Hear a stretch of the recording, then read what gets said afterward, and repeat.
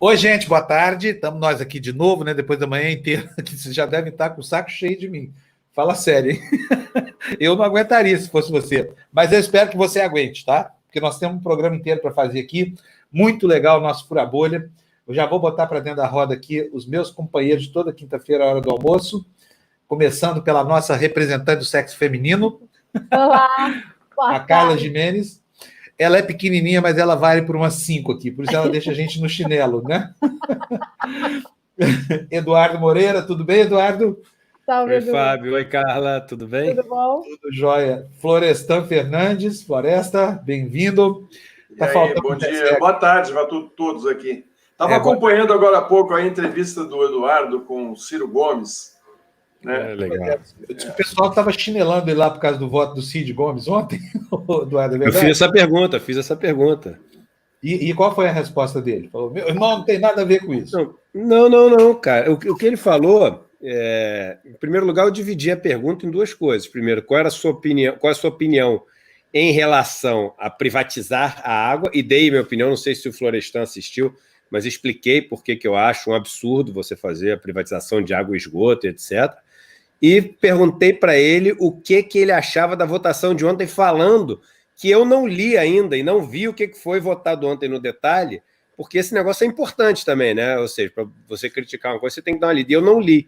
Então, separei as duas perguntas, perguntando o que ele achava, e falei para as pessoas que estavam assistindo, assim, e só deixar uma coisa clara, quem votou no negócio foi o Cid Gomes. Apesar deles serem irmãos, a gente tem que entender que não dá para cobrar o Ciro por uma coisa que o Cid, dá para a gente perguntar se ele tem a mesma visão do Cid, qual é a visão do Cid, etc. Claro. Então, mas foi enfim. Ali, pelo que eu entendi também, foi o seguinte, ali o Ciro e o Cid caminham juntos, inclusive nos partidos, né? Então, assim, eles conversam muito o tempo todo. O projeto é do Tasso Gereissati. O Tasso Gereissati é um dos responsáveis pelo surgimento do Ciro Gomes na área executiva, né? Foi através do Tasso Gereissati que o Ciro chega à prefeitura de Fortaleza e depois ao governo do Ceará. O que me leva a crer que o Ciro já está costurando um retorno às alianças que ele teve no passado, né? Inclusive essa aliança com o Tasso Gereissati. Eu também fico assim meio preocupado com essa questão da privatização, porque eu acho que a gente precisa ter uma discussão mais profunda a respeito dela, né? Inclusive porque, geralmente, em países que tentaram privatizar essa área, a coisa não deu certo, né? E acabaram até estatizando, voltando para a mão do Estado essa função. A minha preocupação também, outra, é a questão da água, né? A questão do Brasil é hoje uma das maiores reservas de águas do planeta, água doce, né? E quando você passa a controlar algumas bacias importantes, né? Você está abrindo mão de um controle das suas riquezas, né? Ele explicou meio na tangente ali que já é permitido isso no Brasil, você comprar nascentes de água, né? E a própria Coca-Cola, por exemplo, ela é acusada de estar criando problemas sérios de abastecimento de água numa região específica lá de Minas Gerais, porque ela está subtraindo a água que tem no subsolo para a produção de refrigerante, né? E eu sei também que muitas empresas chinesas estão comprando nascentes no Brasil, justamente porque a água vai ser um bem muito valioso, e já é um bem muito valioso no planeta, muito mais do que o petróleo. Então, eu acho que é importantíssimo fazer uma discussão séria disso, né? O que eu achei que ficou faltando foi você perguntar para ele sobre a transposição do São Francisco, porque ele foi um dos idealizadores desse projeto e ele tocou durante um bom tempo esse projeto, né? E se parou de falar na transposição do São Francisco, que é algo extremamente importante. Inclusive, o Ciro mesmo me disse uma vez que nós do Sudeste não sabemos o que é não ter água, porque ela falou assim, você já imaginou chegar na torneira da sua casa a tentar abrir a torneira e não cair uma gota de água, você não ter água para tomar um banho? né? Falou que cidade que se estabelece o empresário, o comércio, né, que não tenha água, né? Água e luz é fundamental para você desenvolver o país, né? Vide o Luz para Todos, que teve um sucesso incrível, quando se levou energia para áreas que ninguém estava preocupado em levar, porque só tinha pobre. E então é disso que se trata. Você vai entregar essa questão do saneamento para a empresa privada, ela vai levar lá para as áreas carentes que estão necessitando, longe para caramba, e que não vai ter retorno financeiro. Tudo isso tem que ser discutido, eu acho. Não, tem uma coisa que é muito simples. Eu adoro simplificar as coisas, que todo mundo complica pra caramba, para a gente poder ter a primeira opinião, e depois a gente vai sofisticando. E a primeira opinião é a seguinte, gente, olha só, as pessoas têm que consumir água, a gente é formado de 70% de água. Então as pessoas, elas vão ter que continuar comprando a água.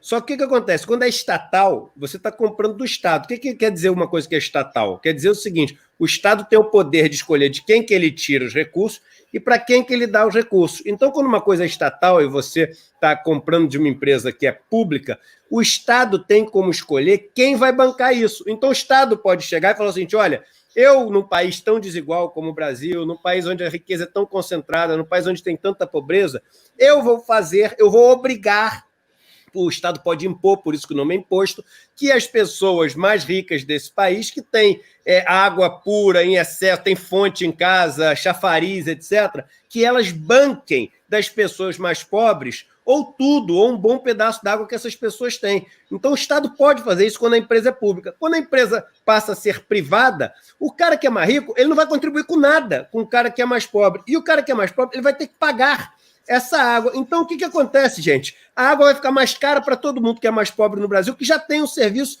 muito ruim. Não é que o cara é mais pobre, agora ele vai ter água. Você não está entendendo. O cara não tem dinheiro para pagar por essa água e agora não vai ter ninguém para ajudar no subsídio dessa água que ele vai ter. Então, é essa coisa que a gente tem que ter na cabeça, entendeu? Tanto que não é à toa, em Paris, você teve a remunicipalização, que o pessoal fala muito, mas o problema não é só Paris. Na França, teve mais de 100 empresas ligadas à água e esgoto que voltaram para a mão do Estado. Por quê? Porque lá ficou mais caro, a qualidade pior, e estava no contrato que quem não tivesse pago não poderia ter o serviço cortado. Só que todas as empresas cortam.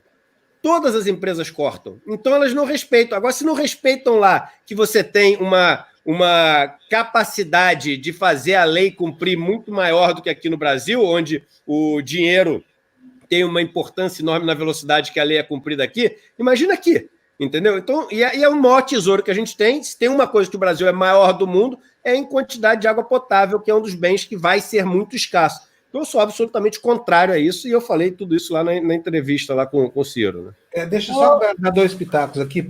Primeiro, o Gessé deve estar chegando por aí, tá? Ele já deve estar chegando, não disse que não viria hoje. Ele está tentando entrar, ele avisou aqui. Já está ele aqui, ó, já vai entrar. Então, fiquem tranquilos, está vendo aqui o nosso... Olha ele aqui, ó, já vou até botar ele na roda. Ó. Ô, Gessé, está querendo bater no coração. Ei, Gessé. Pois é, o meu nome me deixou na mão aqui e eu não consegui resolver até agora. Grande abraço para cada um de vocês. Tempo. Já vou passar a palavra aqui para o Gessé. Nós entrevistamos o senador Randolfo Rodrigues agora há pouco no Tertúlia, e ele colocou uma questão muito interessante. Entrevistamos, e teve também a participação do Tebni, que é o nosso correspondente lá em Santiago do Chile.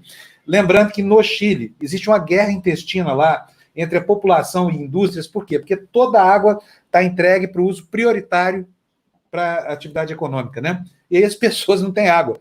A Constituição brasileira, no artigo, acho que 206, diz o Randolph, coloca o seguinte: estabelece que a água é prioritariamente para uso humano, depois para uso animal, né, porque os animais dependem dela, e em terceiro lugar, a economia. Então, assim, é um ativo que tem que ser relativizado, porque não é propriamente uma commodity, né? A água não é uma commodity, é um mineral importantíssimo, né? É primário para 4 horas sem água, você já começa a passar mal. 4 dias você morre. E o Randolph trouxe um argumento muito legal. Ele falou o seguinte: olha, Manaus privatizou a água. O índice de saneamento lá é 12% da população só tem água. Boa Vista, Roraima, continua estatal e o índice também é 12,5%. Portanto, o remédio, a panaceia da privatização não funcionou. E aí tem vários países da Europa, Alemanha, França e não sei o que mais, estão devolvendo para o Estado essas empresas, né? Porque a expectativa de gerar lucro com a exploração de um serviço público tão caro no sentido de ser importante, né, para as pessoas, simplesmente não funcionou. Naufragou, né? Na pátria do capitalismo. Então, eu queria fazer... desculpa. Carla, não, pode falar, Carla. Você é nossa representante do sexo feminino. Você manda soltar e manda prender aqui. Não, eu só queria fazer 2 observações. Essa história do Chile é bastante marcante. Eu estive lá em janeiro e assim tava aquela bagunça, aquela ruptura social que houve naquele país, e a questão da água, assim, do táxi que eu peguei no aeroporto em Santiago, as pessoas que a gente encostava, eles falavam, eles fizeram isso, tudo, eles faziam a queixa em relação à privatização e falavam, e agora tem a água. Era assim, a água foi realmente a gota d'água para eles, porque eles diziam que a água era privilegiada para o alto ou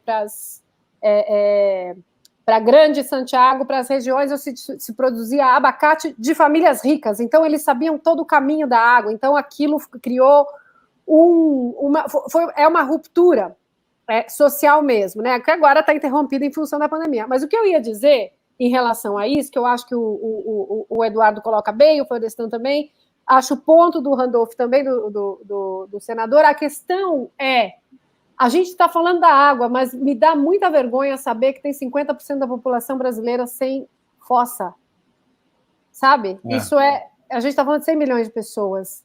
Então, isso me dá muita angústia. E eu fico... É uma história tão passional, eu cobri a infraestrutura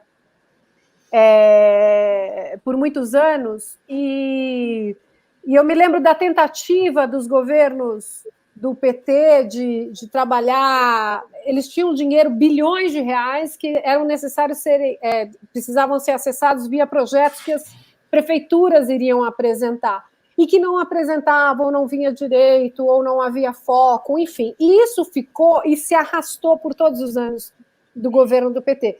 E essa briga de se privatizar,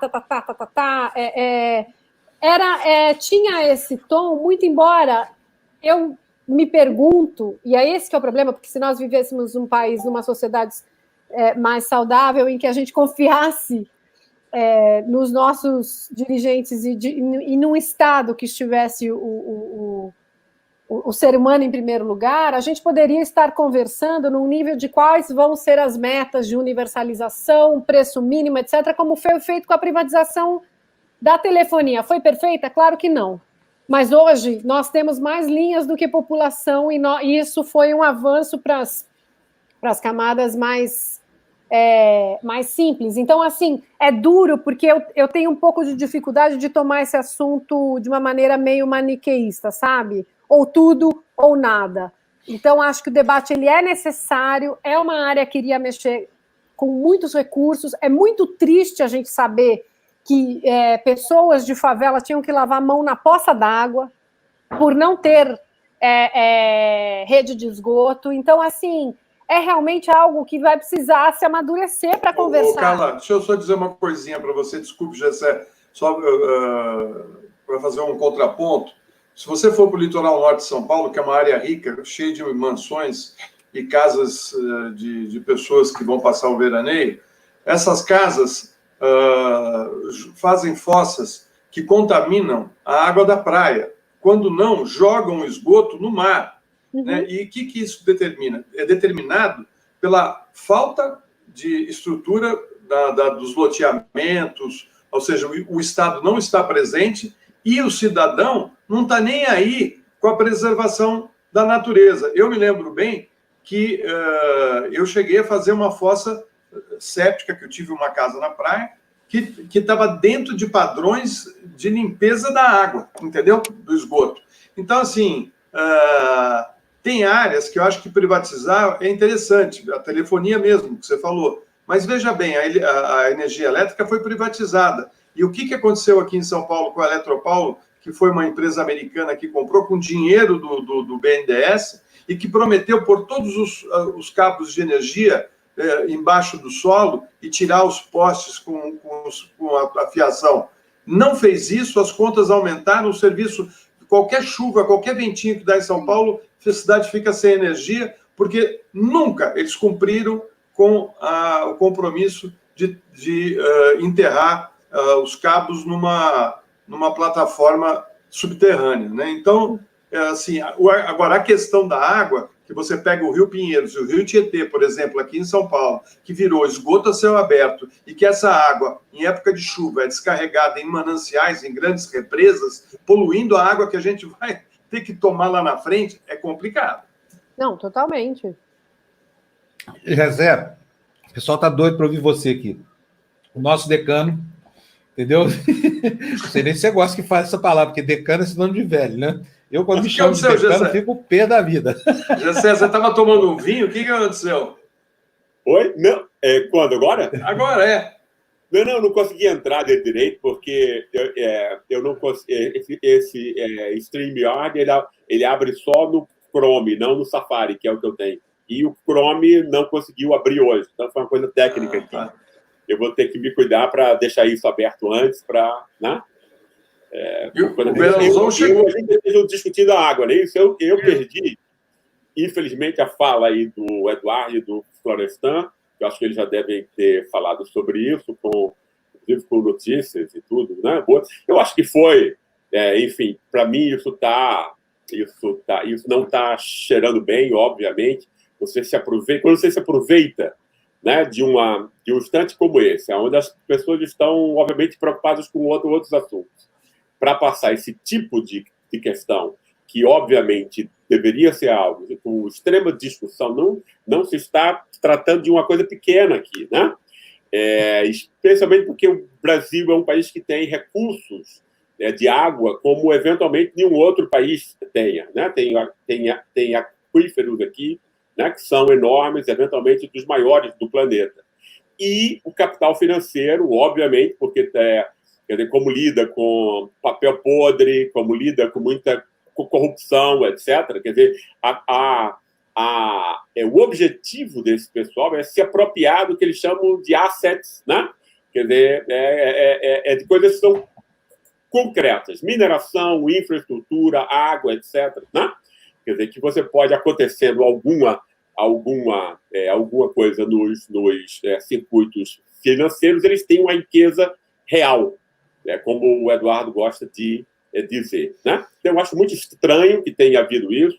Obviamente, isso não vai terminar bem em todos os lugares em que isso aconteceu. Aqui na Europa, né? Quer dizer, várias vezes eu tenho ouvido discussões de que esse tipo de serviço público está sendo reestatizado em todos os lugares, porque o atendimento é horrível. E, obviamente, né, você vai aí fazer, você vai comprometer, né, quer dizer, um tipo de implemento, pessoas que já têm pouco acesso a isso, né? E isso vai ficar cada vez mais caro, obviamente. Vão cobrar, vão taxar, né? Quer dizer, de um modo muito maior. É mais uma riqueza aí que está indo para uma elite financeira, né, mundializada, que tem uma elite associada aqui, como o TASSO, PSDB, etc., etc. E muita gente, né, deve estar ganhando um bom dinheiro para apoiar esse tipo de coisa, obviamente. Né? É uma opção a céu aberto, eu acho. Só um ponto aqui que eu acho importante, eu estou vendo muita gente falando, não, porque a telefonia melhorou. Tem algumas coisas que a gente tem que botar na mesa para poder fazer uma análise mais qualificada. Em primeiro lugar, é o seguinte, a tecnologia foi mudando, gente. Então, se não tivesse privatizado nada, se tivesse tudo estatal, a gente não ia estar usando o telefone de discar em casa, porque nem tem mais esse telefone para vender no mundo, entendeu? Então, primeira coisa é a gente não confundir o avanço tecnológico com benefício de privatização. Então, essa é a primeira coisa que é muito importante, a gente tem que ter na cabeça. Segunda coisa é o seguinte, quando você olha as empresas que lideram o ranking de reclamações no Brasil, vocês vão ver que das 10 empresas, a última vez que eu vi, 7 eram empresas que tinham sido privatizadas e quase todas empresas de telefonia. Então, no Brasil, a reclamação que essas empresas de telefonia têm é absolutamente gigante. Por fim, na privatização, às vezes você consegue ter o contrário, que é o seguinte, na telefonia, por exemplo, as pessoas mais pobres, elas têm um atendimento horroroso, demora pra caramba para o cara conseguir implementar a mudança que ele quer, ele não consegue falar com ninguém, o sinal não pega bem nos lugares onde eles moram. A banda de internet é estreita. E nos lugares, isso, a banda de internet é estreita. E nos lugares mais nobres, você tem a antena dedicada, um serviço que atende o pessoal que é de pós-pago, que é melhor, etc. O que eu estou querendo dizer? É o pobre subsidiando o serviço do rico. Ou seja, você consegue a inversão maluca, que é o pobre financiando o rico. No mercado financeiro é a mesma coisa. O pobre chega no banco, aí é tarifa alta, juros altos, não sei o quê. O rico chega no banco, tarifa mais baixa, não tem tarifa, pacote zerado de tarifa, taxa mais baixa, etc. É o pobre financiando o rico. Então a gente tem que tomar muito cuidado que se deixar solto o negócio, privatização significa pobre financiando o rico, serviços completamente assimétricos para eles, e as pessoas têm um discurso que eles recebem que confunde inovação tecnológica com benefícios da privatização. Nos Correios, isso vai ser utilizado pra caramba, para dizer, entendeu? Que nos Correios é importante, etc. E a gente tem que ter, se me permite, mais um minuto só para finalizar esse raciocínio. As pessoas falam, porque os Correios eles têm prejuízo de 200 milhões por ano, né? E aí eu falo o seguinte, olha só. Primeiro que se você somar os últimos 20 anos, o Correio deu um super lucro. Mas vamos supor que tenha 200 milhões por ano de prejuízo. Eu não vejo isso como prejuízo, porque Estado é aquilo que eu falo, é escolher para onde o dinheiro vai. E a pergunta que eu faço é o seguinte, 200 milhões, somos 200 milhões de brasileiros. Será que cada brasileiro não estaria disposto a pagar R$1 por ano, que são 8 centavos por mês, para a gente poder garantir que qualquer pessoa no Brasil, se ela mora numa aldeia indígena, a 3 dias de canoa, se ela mora onde ela quiser, ela vai ter acesso a um serviço que vai oferecer sempre um correspondente bancário, levar a encomenda dela, não vai passar de preço quando as coisas estiverem mais difíceis, Será que a gente paga 8 centavos por mês para poder ter essa possibilidade de comunicação, de troca de mercadorias, de serviços que só chegam através do correio? Eu tenho certeza, de todos os lugares mais pobres e miseráveis que eu cheguei no Brasil, que não tem nem essa água que a Carla falou, que o pessoal lava a mão na poça, não é nem na poça que lava, porque nem isso tem. Lugares que eu fui que é surreal, porque as pessoas têm um tanque de água que pegou lá longe, a não sei quantos quilômetros, e trouxe no balde, e aquele tanque dura semanas ali. Então é uma água encebada que você bota a mão, sai mais suja do que estava, e tem que se virar com aquilo. Eu tenho certeza que até essas pessoas, 8 centavos por mês, elas pagariam para não depender de um serviço que é falar assim, você não me interessa, eu não chego mais aí. Você tem para pegar o artesanato? Eu não chego mais aí para pegar o seu artesanato para mandar para os lugares, entendeu? Eu quero só te dizer que, na verdade, por exemplo, em telefonia, a gente já paga esse R$1, que é até um pouco mais, é o tal do Fundo de Universalização, o FUST, que nunca é usado na prática. Então, foi um bom desenho, porque eu me lembro de eu cobrir essa privatização, fui para o Rio, tal, então ia acompanhando as metas, o presidente da Anatel era o Renato Guerreiro, a gente perguntava tudo. Então, assim, o FUST sempre foi um fundo que deveria ser isso que você está dizendo, chegar na aldeia indígena, chegar onde aquele sujeito que, aquela rede não vai ter uma área inóspita, mas vai chegar. Sabe o que acontece com o FUST? Ele é usado há anos para compor superávit primário, entendeu? Então, assim, nós temos uma lógica perversa aqui no Brasil, e isso não é só... não foi só nos anos Fernando Henrique, nos anos PT também, fingiram que não existia, entendeu? Então, isso aí eu atribuo a um outro problema, que daí se estende, que é a pouca participação popular desses conselhos em que cobrem mais eficiência do dinheiro público. A gente fica tanto, meu Deus, a corrupção, os desvios, e assim, coisas que estão evidentes na nossa cara não são aplicados. Então, verdade. Por isso que eu digo, em tese, um desenho de privatização deveria ou poderia ser algo que, olha, isto mais o Estado vai controlar preço, isso, aquilo.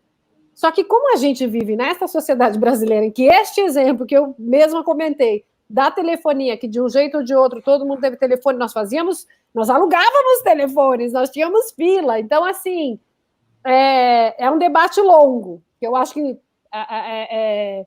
a gente até se estenderia demais. Mas existe esse dinheiro, e ele não é gerido para o fim que ele se propôs inicialmente. Então, essa é a desconfiança, porque, em tese, eu não digo assim, eu não sou 100% contra uma privatização, caso ela fosse no mundo ideal, mas nós não moramos na Suécia, nós não moramos na Nova Zelândia. Você está passando a novela na Globo, depois do Jornal Nacional, que chama Fina Estampa, né? É uma reprise. E a gente, se olhar aquela novela, você vai entender que a tecnologia de hoje é muito diferente da de 2012, 2013, né? É isso aí. Nós temos 5, 6 anos de diferença só. Naquele momento, o telefone celular era um telefone ainda. Ele não era um smartphone. Não tinha WhatsApp. Não tinha WhatsApp, as redes sociais estavam só começando. A comunicação era basicamente e-mail e por blogs, né? Quer dizer, era um paradigma muito diferente. Nesses anos de transição, só acabar aqui, Flávio. Nesses anos de transição, criou-se novas plataformas e novas linguagens também, né? E a telefonia, eu estou dizendo isso a propósito dos comentários que estão aqui, recorrentes aqui na nossa área de chat, tem muita gente dizendo o seguinte, olha, não foi a privatização, foi a própria tecnologia. Quero lembrar aqui que assim, é muito fácil a gente ser engenheiro de obra pronta e ficar falando sobre o que deveria ter sido feito, o que foi feito, o que não foi. O difícil é caminhar em direção ao futuro. Mas quero lembrar que nos Estados Unidos, pátria do capitalismo e do liberalismo, né, os aeroportos todos são estatais, ao contrário do que se tentou fazer aqui no Brasil. E na Suíça, a telefonia é estatal, é privada, e é a melhor do mundo. Então, assim, não é o remédio, né? E quem compra nossas estatais, que a privatização, são as estatais dos outros países. Elas continuam sendo estatais, só não são a China, por exemplo. A China é uma coisa incrível isso, né? Porque tentam enfiar a goela abaixo do brasileiro que o Estado tem que ser mínimo. Se o Estado fosse mínimo, nós não teríamos nem SUS para atender as pessoas e a tragédia do coronavírus estaria muito pior, né? Então, assim, eu lembro de uma cena que ficou muito guardada na minha cabeça, que no começo do governo do Lula, quando eles começaram a fazer aquela história do Luz para Todos, né? Eu fui para um hotel de floresta no Amazonas e estava com um barco, com um canoeiro, no meio da selva, e ele falou assim para mim, você é de São Paulo, né? Eu falei, sou. Ele falou assim, vocês não gostam do Lula, né? Eu falei, não tenho nada contra o Lula. Por quê? Ele falou, não, porque aqui a gente gosta. Eu falei, por que você gosta do Lula? Ele falou assim, tá vendo aquela palafita ali? Aquelas casinhas na beira do rio, né? Tá vendo aquela palafita ali, aquela casa? Eu falei, tô vendo. Então, ali dentro tem geladeira, televisão, rádio. Falou, sabe o que é isso? É luz para todos. A gente não tinha luz. Foi ele que trouxe a luz para a gente. No fim do mundo, no Brasil, onde o Estado não chegava nunca. Aquelas pessoas que moram lá passaram a ter condição de vida melhor, porque poderiam guardar seus alimentos dentro da geladeira. Isso é qualidade de vida. Poderiam ter comunicação, poderiam ter um rádio, uma televisão, receber comunicação. Então, assim, a gente aqui não tem noção do que representa para essas pessoas que vivem à margem no Brasil ter acesso a condições mínimas de qualidade de vida. E eu fico me perguntando, vão privatizar, né, para atender quem, cara pálida? Vocês vão levar lá para quem está precisando no fim do mundo do Brasil? Vocês vão lá colocar dinheiro para salvar essas pessoas que estão jogadas ao léu? Não vão. Não vão. É o Estado que vai fazer isso. Eles só querem o dinheiro, né? E tudo que eles privatizaram, estava aí agora há pouco vendo a questão da Vale. O que melhorou para o Brasil ter privatizado a Vale?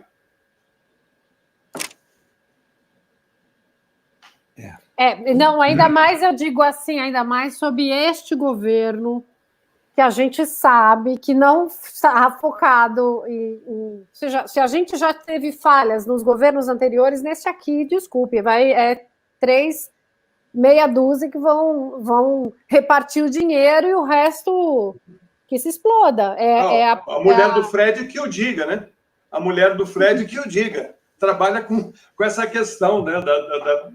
Não é isso, Eduardo? A empresa dela não coloca tecnologia para os governos? Não era aí que ela mandava de a Cristina Bonner, né, Florestan? A empresa dos aditivos, né? Na minha época, que eu era mais novo, né? O pessoal falava que, eu não sei como é que funciona hoje, tem alguma lei que impede isso, que uma das maneiras das empresas entrarem no oba-oba da corrupção era entrar com preço muito baixo para contratos pequenos e depois cair dentro dos aditivos, né?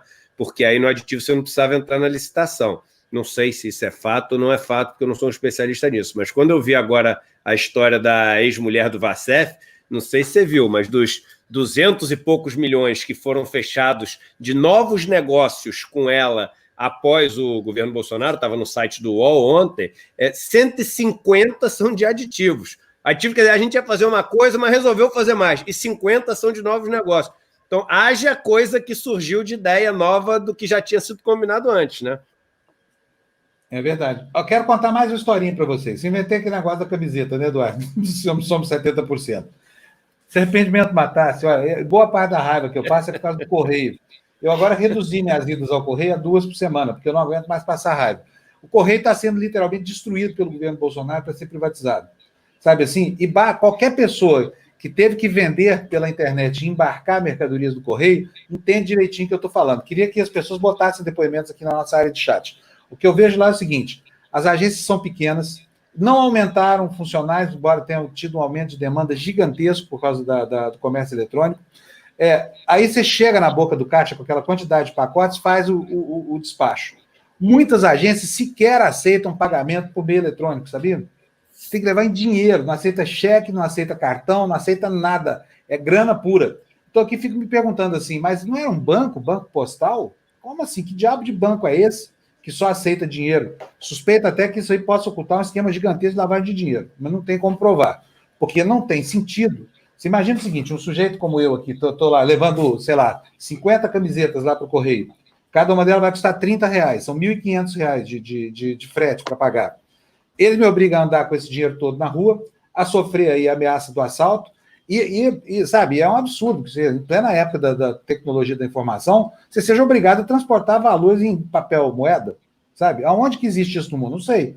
Eu sei que tem países, acho que a Noruega está acabando com dinheiro, essa coisa toda, porque não existe mais necessidade disso, né?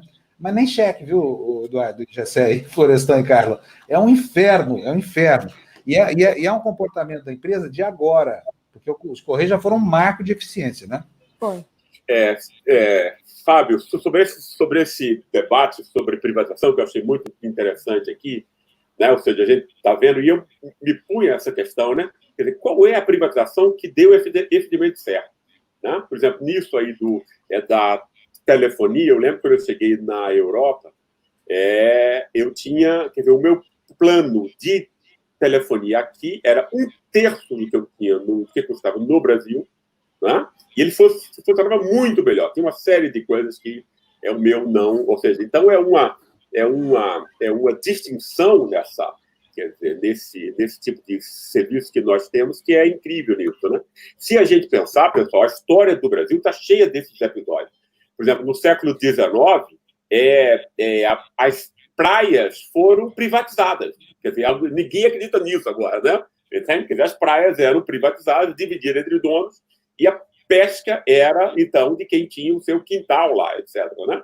Então, a gente tem uma tradição, no fundo, e as pessoas ficam dizendo, é uma coisa estatizante. Não, a nossa tradição é de privatização e saque por meia dúzia de proprietários, que, no fundo, têm a propriedade inteira, à custa da população como um todo, né?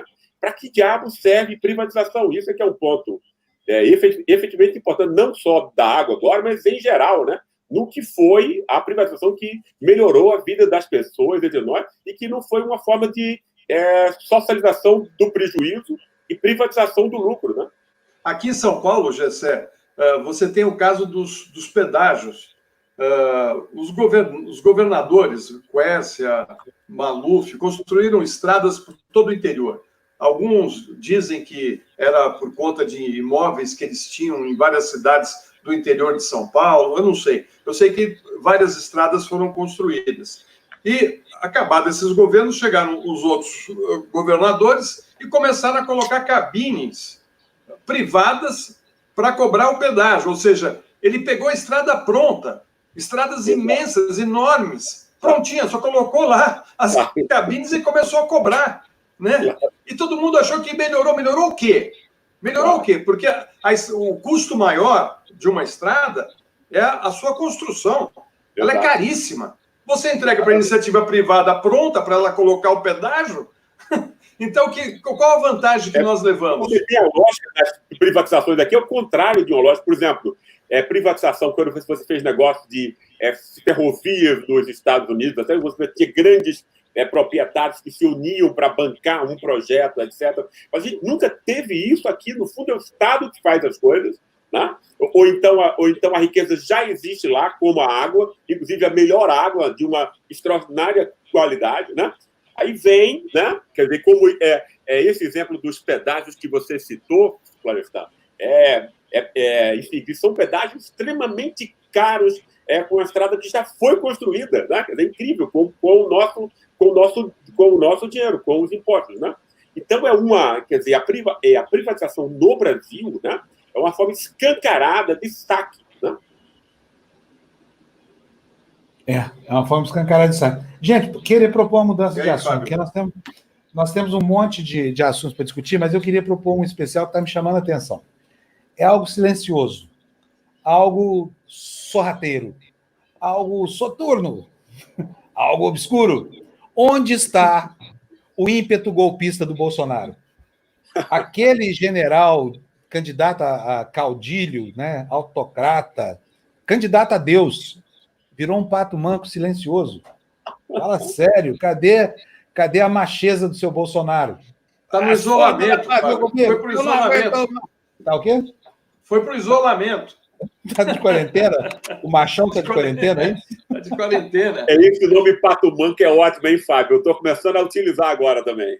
É bom, né? A figura é muito engraçada, né? Um pato de muleta, assim, ó, mancando. Não, gente, eu acho que tem uma dupla aí de criptonita. Uma se chama Frederico Assef e o outro é o Queiroz, né? Então vai ser difícil ele se desenrolar.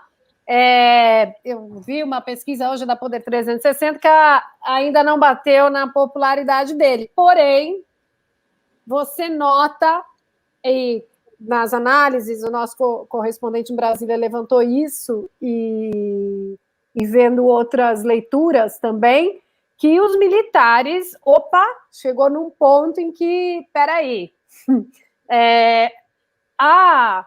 as contradições do Assef, a maneira como ele se apresentou, virou meme, virou tudo esse final de semana, dizendo uma coisa, na verdade eu não escondia, eu não sabia que ele estava lá, eu nunca troquei mensagem com ele, não, eu não sei como ele chegou, até a repórter Andréa Sadi, da Globo News, fez uma pergunta que foi hilária, ele chegou voando, ele pulou o muro, ou seja, é tão estapafúrdio que isso todo mundo entende, né? Ou seja, não precisa ser muito ligado na televisão ou no noticiário, perdão, para saber que existe aí um labirinto de respostas, de lacunas, e que o cerco está se fechando. O que você vai falar? Não, veja bem, eu não sabia, ele estava aqui um dia antes, na posse do ministro da Comunicação, mas eu não sabia que ele estava escondendo Queiroz.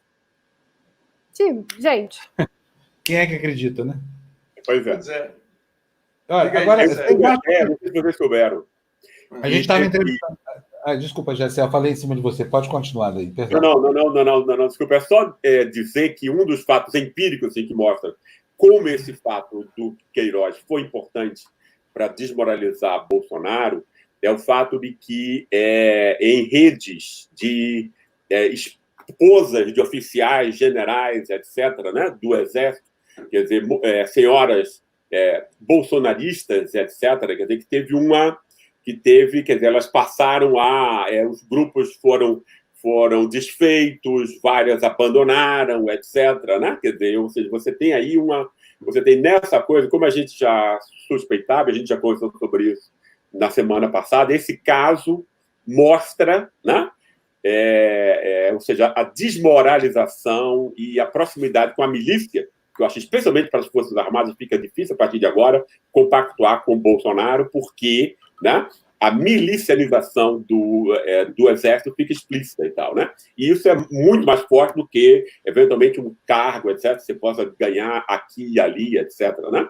Que, enfim, representa a vida, o prestígio da pessoa, da família e tudo, né? Ô, Gessé, você me permite uma observação? Os militares agora, os que estão no governo, deram uma recuada e ficaram calados, tá certo? Agora é o seguinte, temos que ser muito claro nesse momento. Ninguém foi pego de surpresa. Nenhum deles pode dizer que não sabia. Nenhum deles. Todos sabiam muito bem ao lado de quem estavam marchando. Qual era a relação dessa família com as milícias do Rio de Janeiro? Que esse imbróglio poderia surgir a qualquer momento, né? Marcharam juntos com esse capitão, pegaram os cargos principais da República, né? Estão em quase todos os ministérios, pegaram o Ministério da Saúde e tem lá 25 militares ocupando cargos dentro do Ministério da Saúde, um ministério que está sem condições de responder à altura às necessidades de enfrentamento dessa pandemia. O país já está sendo colocado como um dos que vai ter mais vítimas da Covid nos próximos dias, nos próximos meses, né? A crise econômica aqui vai ser muito maior por conta da falta de um planejamento para enfrentar essa pandemia. O PIB brasileiro vai despencar no ano que vem, muito mais do que se esperava, né? E agora eles recuam. Eu já estou ouvindo dizer que a saída agora é o Mourão. Não, não. Todos eles estão nessa canoa e vão ter que se explicar. Vão ter que se explicar, tá certo? Porque defenderam, inclusive, na omissão, as propostas de golpe de Estado constantes desse grupo que está no poder junto com o Bolsonaro. Então, assim, eu acho que a gente aceitar de cabeça baixa, nesse momento, né, que ele está ladeira abaixo, né, que esse projeto fascista perdure no país, não. Nós temos que defender a nossa democracia, os princípios democráticos. E esse Estado que se instalou no país através do Bolsonaro vem desrespeitando isso há 1 ano e meio, junto com esses generais que estão no poder. Então, assim, nós vamos ter que lavar essa roupa suja, porque eles tinham as informações, não falaram nada quando o Bolsonaro interviu na Polícia Federal, né, para controlar a questão dos processos. É lógico que era para saber informações do processo que envolvia os filhos dele, né, e a rachadinha que existia não só na Assembleia Legislativa do Rio, mas também na Câmara dos Vereadores. A família Bolsonaro fez da política uma maneira de ganhar dinheiro. Todos estão na política, todos os filhos, ele, as ex-mulheres, todos vivem disso e vivem com a sua base de sustentação ligadas a grupos de milicianos no Rio de Janeiro. E quem fala muito bem sobre isso é o senador do PSOL, né? Como é que é o nome dele, que foi candidato a prefeito? O deputado... Não, que foi perseguido até. O ligado a Marielle. Freixo. O Freixo repete isso direto. O Freixo perdeu um irmão para essas milícias e é perseguido, né? Então, eu acho que chegou a hora da gente retomar a nossa democracia. Acho que o Supremo está defendendo bem esses pilares e não tem que recuar agora, não. Não tem acordo, né? E se cometeram um crime, e eu acho que cometeram um crime, sim, na campanha de 2018, eles têm que responder a esses crimes, todos os crimes que cometeram, porque as fake news não caíram do céu como o Queiroz caiu na chácara, né, do Youssef, né? Essas fake news têm dinheiro e gente por trás. Posso fazer só um comentário aqui importante, que eu tenho visto pouca gente falando sobre isso, e para mim é a maior mudança de paradigma que a gente está tendo, que é o seguinte: a sustentação do governo Bolsonaro no sistema financeiro diminuiu. Essa é a grande mudança. Na minha opinião, essa é a grande mudança. E por que eu digo que essa é a grande mudança? Porque não existe essa história de que Bolsonaro tem... Aí o Poder lá 360 fala que como é que você falou? Que não caiu muito, mas aí você vê a Quest diz que caiu muito. Enfim, aqueles 20%, 25%, 30% que ninguém sabe qual é esse número. Mas, gente, vocês me falem, temos aqui Carla, que, enfim, super jornalista, Gessel, cara que entende tudo do que aconteceu aí ao longo dos últimos séculos no mundo inteiro, Florestan, cara também super versado em tudo que é tipo de assunto, o Fábio, que cobriu tudo. Me mostra um país do mundo onde alguém com 20%, 30% de apoio popular da população pobre se mantém no poder. Não existe nenhum caso na história. Com 80%, se for da população pobre, não se mantém, gente. O que mantém Bolsonaro no poder é o apoio da população rica, não é o da população pobre. As pessoas estão olhando para o lado errado. E o que aconteceu nas últimas semanas? Aconteceu o seguinte: ontem tem uma carta dos 29 principais fundos de investimento do mundo botando Bolsonaro contra a parede, falando o seguinte: olha só, se você não fizer nada e mudar a forma como se age com os quilombos, com a floresta amazônica, com as minorias, etc., tem aqui 17 trilhões de dólares que a gente administra, o que tem no Brasil a gente vai tirar. 17 trilhões, só para vocês saberem, é óbvio que não está tudo isso no Brasil, mas isso é 10 vezes o PIB brasileiro. 10 vezes o PIB brasileiro. Aí você tem que os caras que são os financiadores ali do bolsonarismo, os empresários, está todo mundo com empresa quebrando, mandando embora, fechando casa. O FMI mudou a projeção dele para uma queda de 9,1% ontem. É isso que está desmoronando. E aí, se esse 0,1% sair, acabou. Não adianta ter 20, 30, 40, 50, que acabou o Bolsonaro. É isso que ele percebeu.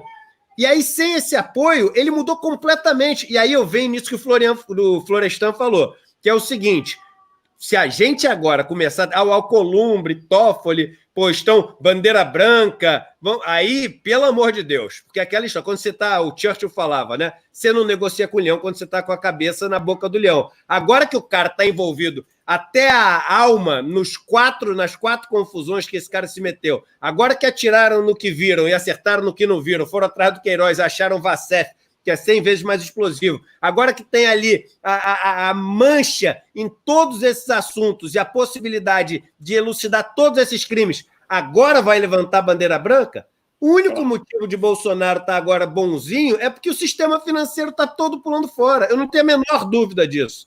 Eu posso estar errado quanto a essa percepção, mas eu estou com uma convicção danada disso que eu estou pensando, viu? Acho que foi um ponto excelente esse que você pôs. Ok, isso significa porque, no fundo, e foi exatamente o que o Guedes disse naquela reunião, né? Ou seja, continua dando dinheiro para os bancos, porque é isso que vai fazer com que o senhor não tenha impeachment. Olha, eu quero mostrar aqui para vocês, a Carla falou, a gente já mostrou aqui no Tertúlia, mas tem muita gente que não viu o Tertúlia, está aqui agora. Quero mostrar aqui de novo para vocês esse levantamento do Poder 360. É um site muito sério, né, do Fernando Rodrigues, é um jornalista absolutamente respeitável. Está aqui na tela. Olha, Bolsonaro mantém a aprovação estável em 41%, mesmo depois da prisão de Queiroz. E vamos aqui para o detalhe da pesquisa. Está aí, a aprovação do governo Bolsonaro. De maneira geral, como você avalia o trabalho do presidente Bolsonaro? 49% desaprovam, ou seja, ainda não é metade da população. E eu fico estupefato com isso aqui, 41%. Eu tenho uma crítica enorme a essa pesquisa do Poder 360, depois, se você quiser, a gente fala sobre isso. E eu te digo por que eles fizeram essa pesquisa. Eles mudaram a pesquisa deles. Mudaram a pesquisa deles. Porque não era assim. Tem problema. Essa pesquisa tem um problema enorme. Esses caras estão fazendo o maior, na minha opinião, o maior chapa branca para o Bolsonaro. E o que acontece? Eles tinham ótimo, bom, regular, ruim e péssimo. Aí, o que acontece? A gente pegou e começaram esses movimentos mostrando o seguinte: os críticos ao governo Bolsonaro, porque quem acha o governo regular, o cara é crítico ao governo Bolsonaro. O cara que acha ruim e péssimo, o cara acha o governo péssimo. Esses críticos são a grande maioria. E aí a gente fez, tanto que surgiu Somos 70%, aí o Datafolha fez uma pesquisa analisando os 70%, ou seja, regular, ruim e péssimo, para poder mostrar se dentro desses 70% existia uma avaliação realmente contrária e muito crítica ao Bolsonaro. E provaram isso estatisticamente. Aí esses caras entraram numa de querer bater no movimento 70%, fizeram várias matérias dizendo o seguinte, é uma farsa 70%, e aí criaram aprova ou desaprova, entendeu? E aí, quando o cara já cria uma coisa para querer derrubar um outro negócio, eu já fico com o pé atrás pra caramba, porque a prova... Ninguém faz pesquisa assim. Ninguém faz pesquisa assim. Entendeu? Mas de qualquer maneira, Edu, eu li a matéria que ele fez sobre o lance do Somos 70%, e ele fez várias matérias falando de coisas minhas, etc., e nunca me ligou para falar comigo. Quem faz matéria, jornalismo que faz matéria para falar uma coisa sobre alguém e não liga para esse alguém para ouvir a opinião dele, eu realmente não levo em consideração e não tenho autoestima. Vocês nunca me viram falar assim de ninguém, entendeu? Mas eu acho que a gente quer fazer uma matéria sobre alguém, liga para esse alguém, pergunta a opinião dele. Senão fica parecendo que você só quer derrubar a pessoa, que nem Globo falando de privatização do saneamento e da água ontem. 10 minutos, uma pessoa falando contra não apareceu no jornal. Reforma da Previdência era igual. Quem só quer mostrar um lado do que está querendo passar para as pessoas, isso para mim não é jornalismo, é propaganda.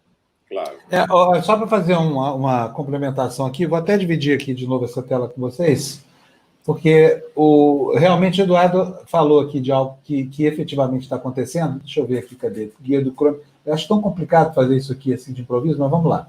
Vai dar certo. Quer ver só? Realmente aqui na parte de cima da pesquisa, que é a tabulação geral, não aparece bom, regular nem nada. O meu irmão Pedro Paulo está até aqui chamando atenção para isso. Mas aqui embaixo, olha, vamos aqui. Aqui embaixo na estratificação, aparecem, vocês podem ver essas bolinhas aí, uma azul escuro, azul claro, alaranjado e cinza, né? Que é ótimo, bom, regular. No total da população está aqui, ó, mas esse dado não aparece lá em cima. Você tem razão, Eduardo. O dado está aqui embaixo. A maioria das pessoas vai ver só a primeira página e não vai descer. Está aqui, ó. Claro. Ótimo, bom, 29, portanto, não são 41. Ótimo com bom, aqui 29.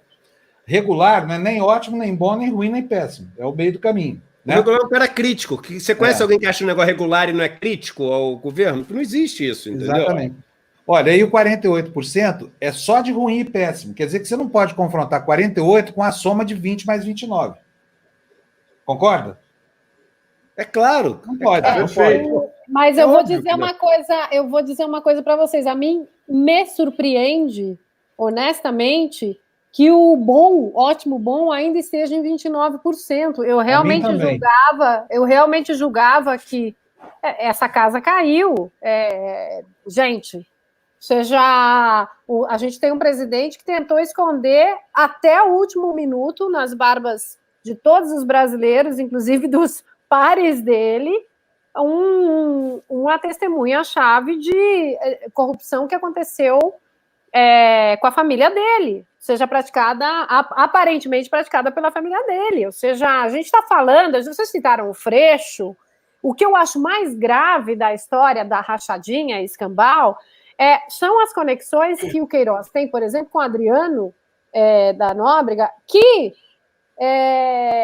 está ligado a uma denúncia de um plano para matar, por exemplo, o Freixo.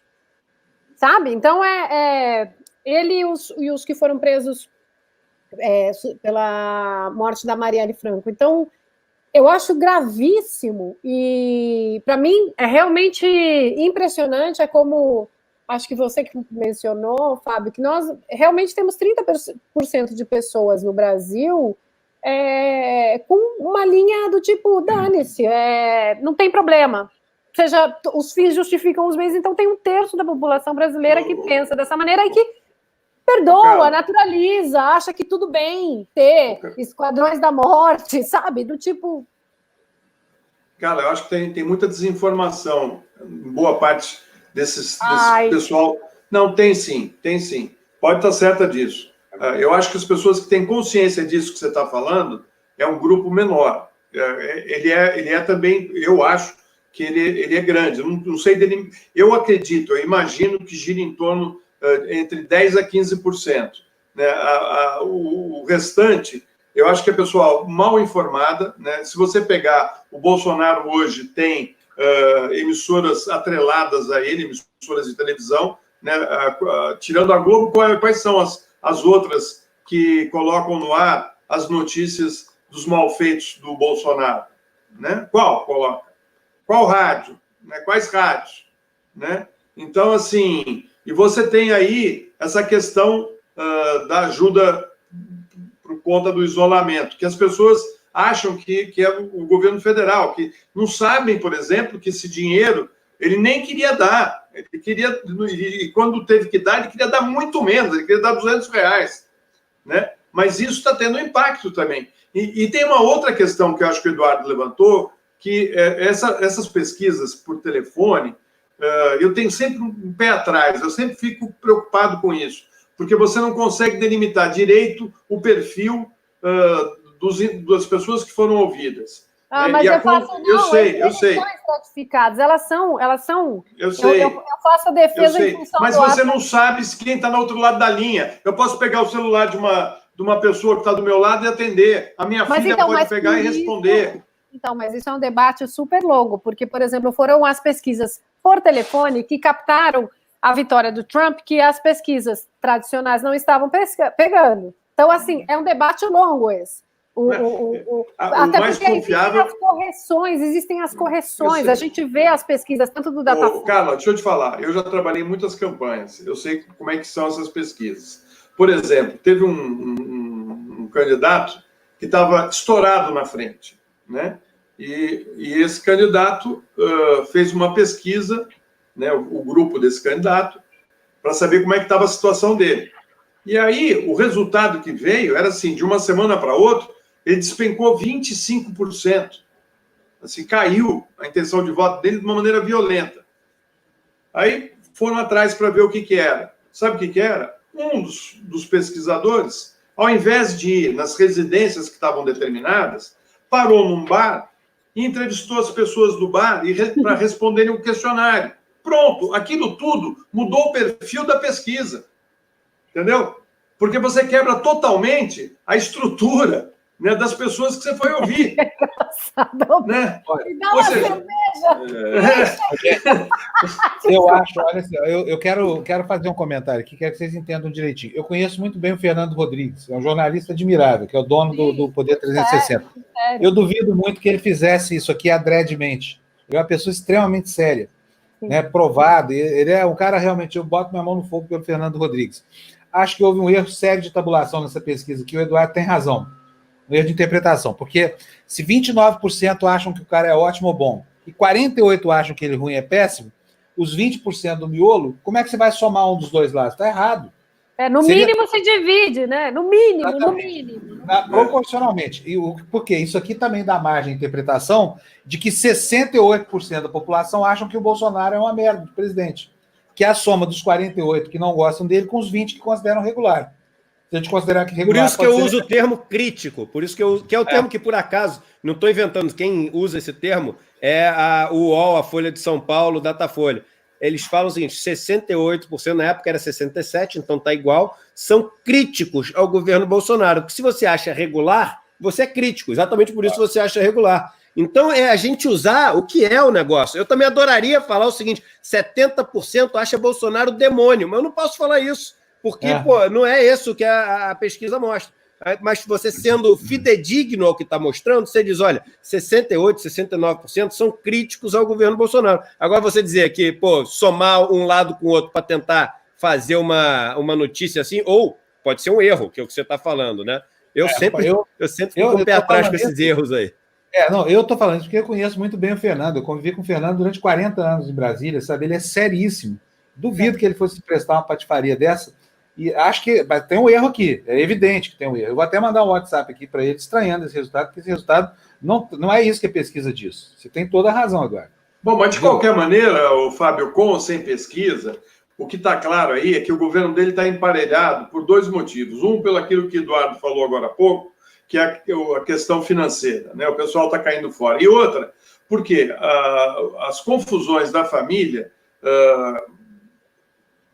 dão uma sinalização muito clara que ele está por um fio, né, com relação aos malfeitos que devem ter ocorrido lá no Rio de Janeiro, não só pelo Flávio, mas por boa parte da família, né, e que isso já afetou o governo dele. Isso aí já está colado na testa. E, aliás, você que conhece bem, Fábio, Brasília, e o pessoal do Centrão, tem muita gente do Centrão que já está fazendo essa leitura.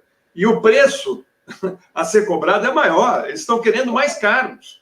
Eles querem mais cargos no governo para o capitão se sentir seguro, né, até chegar ao fim do mandato. Mas eu não acho que chegue até o fim do mandato. Mas então, ontem a Rosângela Bittar, que é uma jornalista que eu gosto muito, ela usou uma frase que mimetizou o que o Eduardo Bolsonaro disse. Ela disse algo como já não é uma questão de se ele vai sair, agora é uma questão de quando. Claro. Ela é uma pessoa que está em contato com a cúpula, não adianta. Isso, como você disse, colou. Queiroz colou. Meu bem, não dá para você enterrar o Queiroz. Não vamos, sabe? E assim, o alinhamento, o Bolsonaro rompeu pontes com o Congresso, com o Judiciário, pelo jeito está queimando com os militares. Eu vi o Carluxo indignado, porque enquanto meu pai se reúne com Ramos, olha isso aqui, e era um tweet mostrando que o Mourão ia conversar com o jornalista, por acaso o Guilherme Amado, da revista Época, como se ele estivesse cometendo algum absurdo, né? Então, tem um mal-estar evidente, efetivamente ele está mais, como é que se diz? Ele está super quietinho. Teve um gesto humano indo ao velório de um jovem paraquedista que veio a falecer, mas que até quando ele faz esse gesto, é doído ver como ele é capaz de, num momento de baixa, se prestar a isso. Não se prestar, mas assim, sem em nenhum momento ele ter feito um gesto de solidariedade para o resto, entendeu? Então, tem alguns alertas. Ontem a gente entrevistava a Neca Setúbal e ela mencionou uma pesquisa da Esther Solano que dizia também que ali mostrava que muitas pessoas diziam, mas se o PT avançar, eu voto no Bolsonaro de novo. Pessoas que tinham desistido do Bolsonaro, abandonado o Bolsonaro. Então, a gente ainda não tem uma unidade, uma massa formada aí como uma alternativa a ele. Eu acho que isso o beneficia, do mesmo jeito que a pandemia, sabe? É isso mesmo. Olha, outra coisa que eu queria anotar aqui, foi uma semana muito tranquila nas redes sociais. A milícia recolheu suas armas, é o que parece. Não sei se está desmobilizada. Acho que não. Acho que não, mas também. Assim, a prisão daqueles terroristas lá dos 30 do Brasil e, enfim, o andamento do inquérito das fake news estão calando fundo lá no ânimo da família, hein, da primeira família. E tem mais uma coisa. Agora à tarde vai ser votada a liminar que vai estabelecer se o juiz Itabaiana é o titular da ação no Rio de Janeiro ou não, né? Mantida a titularidade da ação, eu acho que vai ser, porque é líquido e certo. A lei fala que o Flávio Bolsonaro teria foro especial se ele estivesse na função e respondendo a problemas decorrentes do mandato. Então, isso aí é óbvio que não, ele não é mais deputado estadual, ele não estava resolvendo problemas inerentes ao mandato quando afanou o dinheiro dos funcionários, né? E o assunto não pode ser nunca resolvido considerando-se que essa rachadinha do gabinete dele, que é peculato, é igual às contribuições partidárias, por exemplo, que o PT cobrou um dia, que eram contribuições mais ou menos voluntárias. Voluntário bem na má, mas pelo menos era claro. Não tinha roubo ali, né? A pessoa falava, olha, você vai trabalhar aqui, mas você vai repassar para o partido tanto aqui. Se bem que eu acho que moralmente também essa história de cobrar do salário do outro compulsivamente nunca me desceu bem, mas não era peculato. Ô, Fábio, deixa eu dizer uma coisa. A prática que o PT utilizou no passado era uma prática mais saudável, porque eu me lembro que os parlamentares eram obrigados, não sei se ainda mas lá atrás eram obrigados a dar 30% dos seus rendimentos para o partido. Ou seja, o partido não tinha dinheiro do grande capital, de banco, de empreiteira, e vivia em função da contribuição de militantes e dos parlamentares, né? Eu acho essa uma forma melhor do que você ficar pegando dinheiro de crime organizado, de banco, de empreiteira, que não vai estar atendendo os interesses da população, né? Mas não se pode dizer que o PT não tenha feito... Esse é o modelo errado. Esse é o modelo errado da nossa democracia. Nós caímos nesse negócio, nesse financiamento privado, né? Colocando um grupo econômico, que o Edu fala aqui constantemente, mandando. Né? Efetivamente é isso. Quem tem o poder econômico diz quem vai governar o Brasil. Né? Porque não... O PT fez isso também. Fez então. Para chegar no poder, ele fez isso. Ele fez isso. O Lula não chega ao poder sem esse dinheiro. Ele foi lá pegar dinheiro de empreiteiras e bancos para conseguir ganhar a eleição de 2003. E daí gostou, e foram pegando. E se você não tivesse o processo de impeachment, eles estariam que nem os tucanos aqui em São Paulo, 30 anos no poder. Entendeu? Exatamente. Mas tem uma coisa importante nisso aí, pessoal, que é a Dilma caiu porque a Dilma fez duas coisas. Uma, reduziu os juros, tentou reduzir os juros, né? Que ou seja, o grande saque, né? Que não é falado, né? E o do que a gente estava conversando antes, que é exatamente as parcerias público-privadas. Tá? Eu lembro até discutindo com o Bresser Pereira, e eu estava, enfim, dizendo como eu achava que a questão dos juros tinha sido a mais importante, e ele, que conhece bem o patronato brasileiro, disse, não, tão importante quanto, né, foi a redução, a tentativa, pelo menos, da Dilma, da redução, né, da absurda margem de lucro das parcerias público-privadas. Ou seja, pelo menos a Dilma, né, ela caiu porque ela tentou montar um capitalismo de outro modo, que não fosse um capitalismo de saque, né, entre nós. Eu acho que isso tem que ser lembrado nessa hora. Estou recebendo aqui, Eduardo, olha como é que o mundo está difícil. A Dani Lessa, minha ex-mulher, está me mandando aqui um recorde de um tweet dela, que ela está falando assim, olha, acabo de ser verbalmente agredida e só não fui fisicamente agredida graças a um segurança por um senhor que, ao me ver com a camiseta do Somos 70%, gritou transtornado, petista, vagabunda, propagadora de fake news, dentre outras baixarias.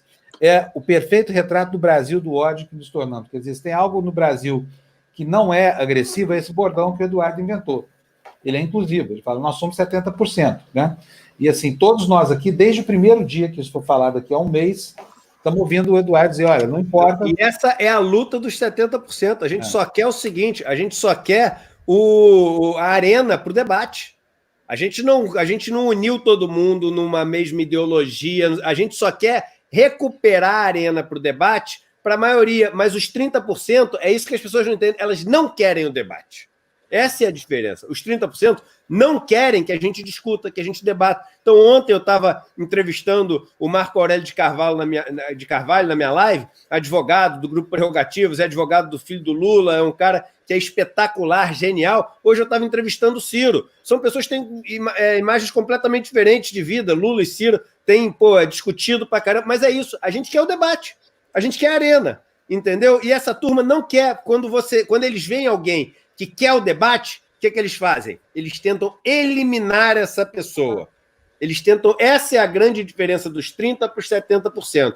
E o convite que a gente faz para as pessoas dos 30% que queiram vir para esse lado é o seguinte, olha só, a gente só quer que você venha para participar do debate e que você saia do grupo que não quer o debate. Aí aqui no debate, nas regras democráticas, com cada um tendo o seu espaço, tendo espaço para o contraditório, que é isso que a Globo não dá, eu vi ontem que ela não dá, e que vários outros meios também não dão, com espaço para o contraditório, aí a gente vê quem vai ganhar essa discussão. Mas a gente torce, a gente luta, a gente acredita na arena onde o debate é possível. É isso aí. Gente, olha, vamos caminhando já para o finalzinho. Alguém mais quer propor algum assunto para a gente falar aqui, não? Eu só queria comentar que você disse que as redes sociais estão calmas, aí foi usada uma outra estratégia, né? Estão pressionando Davi Alcolumbre para ele votar impeachment, se não me engano, do ministro Alexandre de Moraes. E estão fazendo com mensagens em que são todas iguais. Lembra aquele ataque que aquela brilhante jornalista da Folha, a Elvira Lobato, quando teve... O ataque da Igreja Universal. Exatamente. Então, com a mesma com a mesma tática, pressionando, mandando mensagens para... E, assim, o mesmo padrão de mensagem. Eu, fulano de tal, quero por aí dessa... Nananana. Então, assim, as milícias continuam. Continuam sim. Elas estão ativas, mas elas estão mais quietas, hein? Sim, Estou sentindo. Eu, por exemplo, faz tempo que a ameaça de morte já faz uns 3 dias que eu não recebo nenhuma. Isso é um alento incrível, né? Gente, ou não. Uma vez uma juíza me falou o seguinte: enquanto o pessoal estiver falando assim publicamente, não precisa ficar preocupado. Quando eles pararem de falar, é que você se preocupa. Agora você vê, né? Tentaram fazer aí um movimento de um comício virtual unindo vários setores aí, né? E aí o negócio deu errado, segundo a Mônica Bergamo, né? Porque quando falaram que o Moro ia participar também, o Boulos falou, bom, ele entra por uma porta, eu saio pela outra, né? Então, vai ser muito difícil você ter uma composição tão ampla, né? Porque você imaginar um movimento desse momento contra o fascismo, contra aqueles que se rebelaram contra a democracia e contra os pilares do Estado Democrático de Direito, né? Uma pessoa como o Moro, que participou, não só participou, mas ele viabilizou a candidatura do Bolsonaro, o projeto do Bolsonaro, que era um projeto que flerta com o fascismo o tempo todo, né? É complicado mesmo, né? Não dá para você... Como é que você vai entrar numa canoa junto com um juiz que, depois da Vaza Jato, ficou escancarado como se deu os processos da Lava Jato, né? Como é que eram realizados? Enfim, ele está meio à margem, né? Parece que ele está despencando, segundo a Carla falou aí, ele está se desfazendo no ar. É isso mesmo, Carla? Uma prévia de uma pesquisa que eu tive acesso estava mostrando que ele continua caindo em termos de popularidade. Me chamou a atenção também, ninguém perdoa ele na parte dos juristas e muita gente ativa que está nas redes. Eu não vi, mas diz que ele... Achei. Que o Moro, eu não sei que dia exatamente que ele escreveu, publicada no Brasil, tradução do excelente livro sobre a luta da magistratura italiana contra a máfia, leitura obrigatório, eu escrevi o prefácio, né? Alexander Style. E aí, alguém escreveu para o autor do livro, para Alexander Style, falando, querido professor, que tristeza ver seu belíssimo livro, isso tudo no Twitter, hein? Foi ontem mesmo. Querido professor, que tristeza ver seu belíssimo livro ter um prefácio de um juiz que agiu contra a lei e os princípios básicos de justiça e de democracia no Brasil. Aí o autor recebeu, sorry, I had no idea he was going to join the Bolsonaro government. Então, ele está vivendo uma fase complicada. Ele tem sido rejeitado dos círculos ilustrados do mundo aí, né? Sim. Não vai ser nunca um doutor como o Gessé, por exemplo, até porque não tem cabedal para isso, né? Ele diz que o Moro não quer fazer a prova da OAB porque ela exige proficiência na língua portuguesa. Agora há pouco eu vi aqui uma pessoa propor para o Moro participar de debates, né? Eu gostaria muito de ver o Moro debatendo com o Eduardo, por exemplo, que está aqui, né? Ou com o Gessé, né? Ou politicamente, né? Quem sabe com o Ciro Gomes pela frente, ou o Haddad, né? Sabe quando você vai ver isso, cara? Nunca. Sinceramente. Nunca. Ele e o Bolsonaro jamais vão participar de um debate desse. Ô, gente, agora outra coisa, porque esse grupo aqui, nós estamos aqui tão perto do Eduardo, a gente fica torcendo aqui por ele. Todo mundo torce pelo Eduardo, porque o Eduardo teve uma puta sacada genial aqui no programa, que foi esse bordão dos 70%. Agora, o grupo da live de sexta desmanchou, hein? Vocês viram? Que coisa impressionante. O Temer descobriu que a live de sexta daquele como é que chama ele, Floresta? O Temer ia fazer. O Fernando... do Democracia Já. É o movimento Democracia Já. cara convidou os velhinhos aí para fazer a live. O Lula já falou de cara, eu não vou, companheiro, eu vou ficar por aqui. O Temer e o Sarney toparam. Aí o Temer descobriu que tem um conteúdo crítico. O Toffoli tinha topado. E aí voltou atrás também. Eu não sei para que esse cara fez o convite certo. Estou aqui nesse convite. Mas olha, eu vou aproveitar, Fábio, só para fazer um comercial, porque amanhã o Eduardo Moreira vai contar um pouco do Somos 70% lá no Meu País às 3h. Oba, vamos ver. Cita a TV Democracia aqui, pelo amor de Deus. Hein? Com certeza. Agora, o Temer falou o quê, hein? Ele falou que não podia falar mal do Bolsonaro, é isso? Eu estou completamente por fora. Que história é essa desse programa de sexta-feira? Que programa é esse? Tinha uma live sexta-feira que ia reunir os ex-presidentes. Em defesa da democracia, isso. Aí o Lula disse que não ia. O Lula não está participando de nada. Eu acho até uma pena. Tem criticado o Lula aqui. O Lula é importante demais para ficar fora dessas coisas. Aí o Temer descobriu tardiamente que teria um pequeno conteúdo crítico contra o Bolsonaro. Ele aceitou, o Temer aceitou. E desistiu. Vamos criticar o Bolsonaro. Sentir-me-ia pouco à vontade nesta live, porque vão criticar adredemente Bolsonaro. Não merece essas críticas. Mas é demais, hein? Não, e o Moro acabou desfazendo, foi uma unanimidade ali, todo mundo caiu fora. Porque queria colocar o Moro também, né? E aí o Moro já falou, não vai ser possível fazer uma frente nesse momento. Agora, eu também não sei por que tem que procurar o Moro, porque o Moro é responsável pelo que está aí, entendeu? É como o cara escrever contra si mesmo. Você concorda, Gessé? Claro, obviamente, ele foi o articulador dessa coisa, né? A gente tem aí uma linha histórica de consequências que estão encadeadas, concatenadas, de 2013 para cá. Então, o Moro não pode. É como eu escrevi contra mim mesmo. Fala assim, discordo do Fábio Panunzio. A ação dele não está inserida no meu contexto político aqui. É isso aí, gente. Vamos embora, então? Vamos nessa. Olha, foi muito bom o programa hoje. Vem uma audiência estúpida aqui. Gente, por favor, curtam aí. Você sabe que ele está terminando antes o programa, sabe por quê, né? Por quê? Porque ele não dormiu bem essa noite.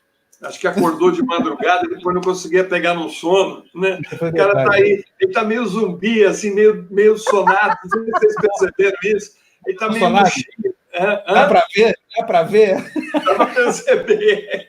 Não, realmente, eu acordei 3h30 da manhã. Eu não consegui dormir. E hoje teve uma coisa espetacular no despertador dele, que foi ver a correspondente lá da Itália, né? A Gina, andando por Roma para ir até a Fontana di Trevi.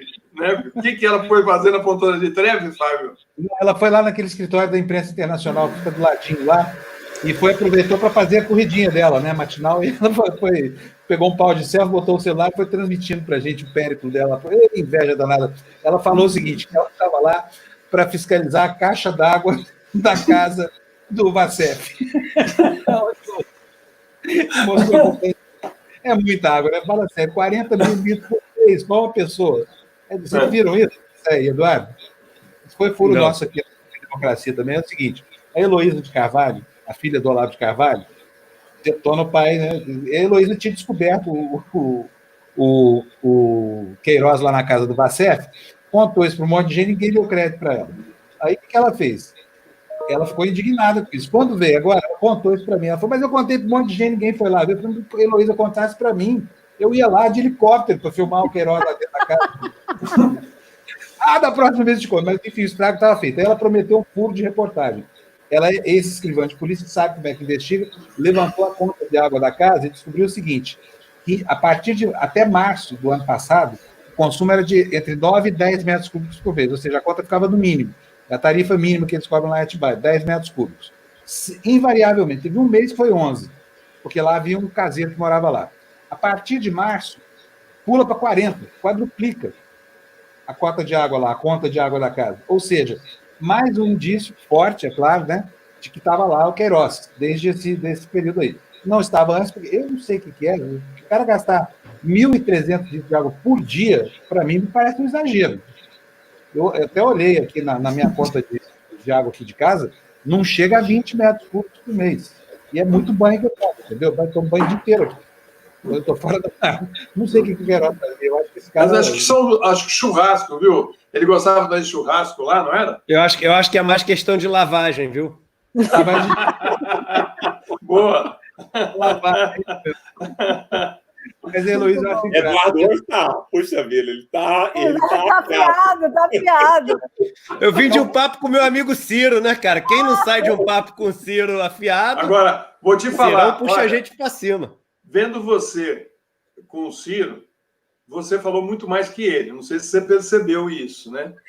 Eu achei o máximo, porque o Eduardo, ele vai falando e vai contando e vai colocando tudo que ele tem na cabeça. E é um furacão, né? Uma coisa assim, né? Que fica até...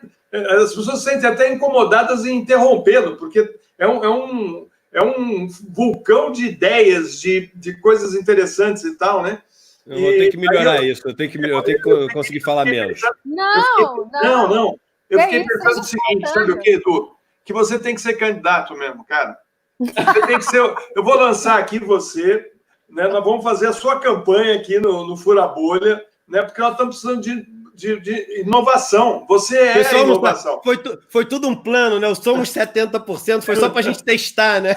Olha, mas eu queria dizer, eu só queria fazer um registro que eu achei muito interessante por falar em candidatura à presidência. Eu fiquei muito feliz. É claro que é na nossa bolha, mas que o Silvio Almeida foi ao Roda Viva essa segunda, e foi uma entrevista tão brilhante que todo mundo ficou embasbacado e começaram a jogar também a ideia dele ser... Eu pensei nisso, eu pensei muito nisso. Sabe? Nossa, imagina que lindo. É verdade. É mesmo. Gente, isso aí. Não terminamos o programa mais cedo, não, hein? Tá terminando na hora, viu, Floresta? Tá bom, agora tá. É porque eu estiquei o assunto. Você tava encerrando antes, já tinha gente reclamando aqui, pô. Tem gente que fica aqui esperando um tempão para ver a Carla, né? A Carla virou uma unanimidade aqui, né, no programa. O Gessé lá de Paris, então, né? Tem gente. Cadê o Gessé? Você nem tinha aparecido, já estavam reclamando. Exatamente, né? exatamente. E o Eduardo, então, o povo dele lá, né, sai vem todo para cá. Já vem todo para cá, né? Então. O povo do Eduardo é participante mesmo. O Eduardo tem um fã-clube maior fã-clube da internet hoje, eu acho. É incrível, mas ele merece. O Eduardo merece. Está de parabéns. A gente já apoia aqui. O Eduardo, inclusive, é o candidato a presidente aqui do TV Democracia, tá? Estamos declarando já o nosso voto aqui. Isso aí. E o partido vai ser o PFB, Partido Fura Bolha. Nós vamos furar essas bolhas todas aí. Gente, então, obrigado para vocês. Mais alguém quer falar alguma coisa aí? Olha, eu vou dormir tarde ontem, eu vou confessar para vocês porque eu tive uma longa conversa com a Carla ontem, fiquei animadíssimo, vocês não sabem no que vai dar isso, tá? Já estou botando aqui, ó, uma pitadinha de veneno e pimenta, mas tem gente que vai ficar muitas noites sem dormir. Não sou só eu. Não, Carla? É isso. Tá certo. Um beijo para vocês, um abraço. Obrigado. Valeu, gente. Aqui, só mais um aviso. Quem quiser comprar a camiseta, vai no site. Agora, a camiseta, a partir dessa semana, é brinde para quem apoiar a TV Democracia. A gente precisa sobreviver. Aqui não tem anúncio, nós não queremos comercial aqui, não queremos publicidade dizendo para a gente que a gente pode falar ou não. Então, é com vocês a conta, tá? Vamos dividir essa continha, tá? E vai ser em seu proveito. Não é só porque a gente tem a alegria, a felicidade de construir um ambiente atóxico dentro da seara do jornalismo, mas o benefício também é seu, porque aqui você pode contar com opinião honesta, notícia precisa e verdade, onde isso for possível, né? Tchau, galera. Valeu. Tchau, gente. Obrigada pela audiência. Tchau, tchau. Tudo bom.